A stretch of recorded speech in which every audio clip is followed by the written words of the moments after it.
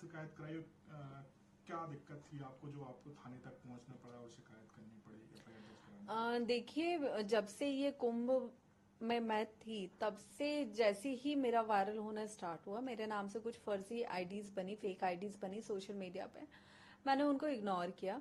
और उसके बाद जब उन आईडीज से पैसे की डिमांड की जाने लगी, मेरा एक वीडियो था जिसमें मैं महाकुंभ में साधु संतों को, कुछ कलवासियों को ब्लैंकेट डोनेट कर रही हूँ।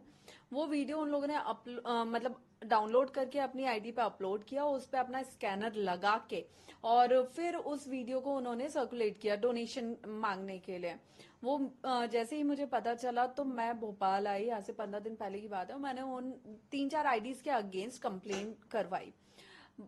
उस वक्त मुझे उन 3-4 आईडीज का पता था, लेकिन भोपाल से जस्ट दूसरे दिन जाने के बाद मेरे सामने धीरे धीरे बहुत सारी फेक आईडीज आने लगी, और उसके बाद मेरे सामने एआई के जो एडिट वीडियोस हैं वो आने लगे।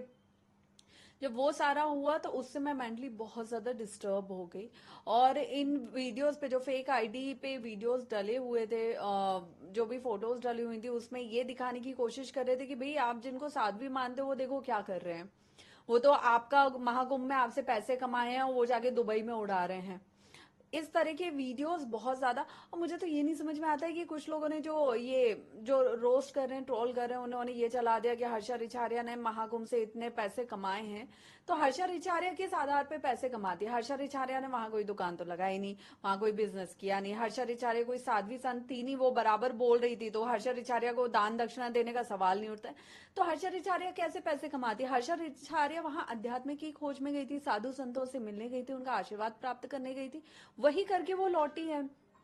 फिर जब मैं वापस आई और जब मैंने वो सारे एआई के एडिट वीडियोस देखे, जिससे मैं बहुत ज्यादा, मैं भी और मेरी फैमिली भी डिस्टर्ब हुई, और कोई भी फैमिली डिस्टर्ब होगी अपनी बेटी के ऐसे वीडियोस देख के, तो उसके बाद मैं वापस भोपाल आई और मैं साइबर सेल गई। वहां पे मैंने सारे जितनी भी आईडीज थी, करीब 55 के आसपास वो आईडी हैं, जिन पे मैंने पूरी कंप्लेंट करवाई हुई है। और ये दूसरे धर्मों की कुछ ज्यादा ही हैं, क्योंकि वो ये दिखाना चाह रहे थे और वो ये जताना चाह रहे थे कि भाई आप जिनको साध्वी मान रहे हो वो कर क्या रही हैं।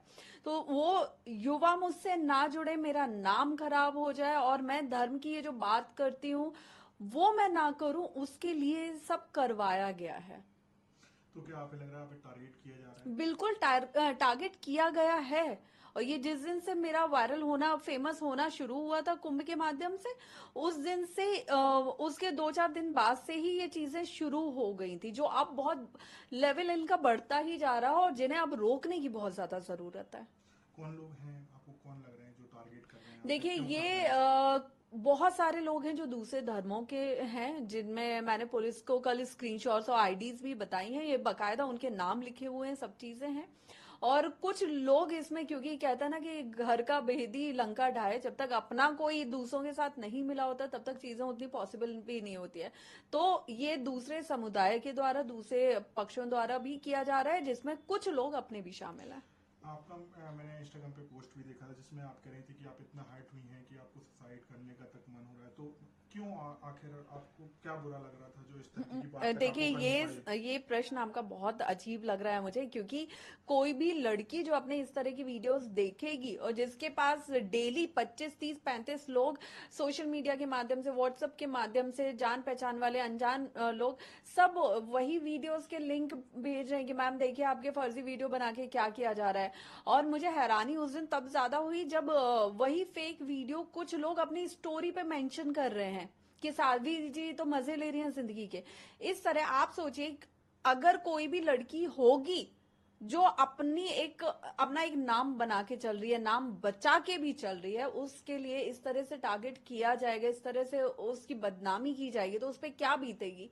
और उसके बाद भी जब मैंने पहली बार वीडियो देखा तो मैंने ईश्वर से यही निवेदन किया था कि भगवान ये वीडियो मेरे घर तक ना पहुंचे। और मुझे याद है जिस दिन पहली बार मेरे भाई ने वो वीडियो देखा था, उस पर क्या बीती थी, उसकी आवाज मैंने फोन पे क्या सुनी थी ना, ये सिर्फ मुझे पता है। और उस दिन हकीकत में, कि जिस दिन मैंने ये वीडियो जारी किया था सुसाइड वाला, उस दिन मैं कुछ ना कुछ गलत कदम उठा लेती। मैं इतनी ज्यादा मानसिक रूप से प्रताड़ित तो हो चुकी थी, टॉर्चर हो चुकी थी, कि मुझे नहीं समझ में आ रहा था मैं क्या करूं, क्योंकि जो चीजें वायरल हो गई उनको आप कैसे रोकोगे। पुलिस से भी आपको क्या आश्वासन मिला है? आपने एफआईआर दर्ज कराई है तो देखिए मैंने एफआईआर दर्ज करवाई है और जितने भी फेक आईडीज थी 55 के करीब उन सब के खिलाफ करवाई है और पुलिस ने इन्वेस्टिगेशन चालू भी कर दिया है। उन सब के यूआरएल भी हमने दिए हैं, तो सब पे इन्वेस्टिगेशन हो रहा है। उनके सोर्स का भी पता लगाया जा रहा है कि कहाँ से वो पहला वीडियो शुरू हुआ सर्कुलेट होना, वो भी पता लगाया जा रहा है।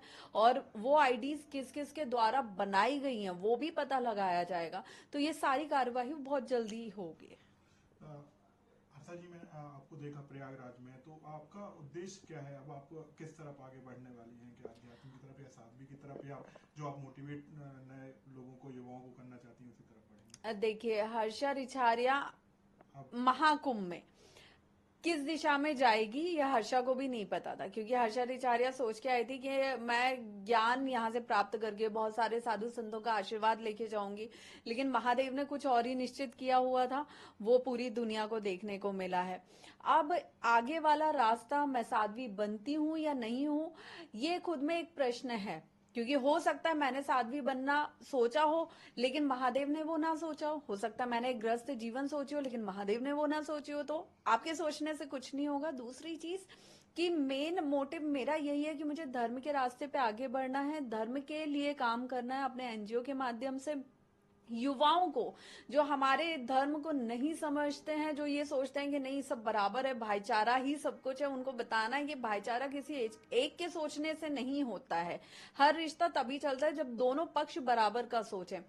दूसरी चीज कि आने वाले एक हफ्ते के अंदर अंदर मैं धर्म के लिए एक बड़ा चीज सामने लाने वाली हूँ, एक बड़ी घोषणा करने वाली हूँ, जिसमें युवाओं को मैं अपने से ज्यादा जोड़ के काम करूंगी।